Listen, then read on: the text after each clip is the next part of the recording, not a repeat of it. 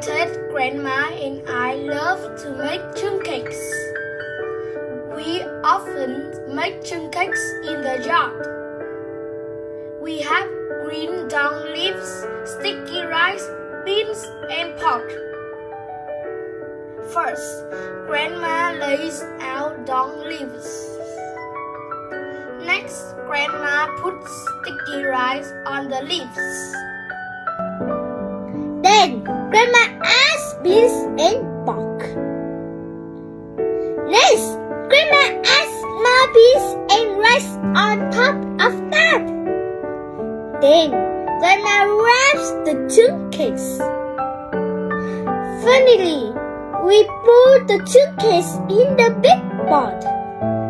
When the Chưng cakes are cool, Grandma puts them on the altar. Now we can enjoy our tasty Chưng cakes.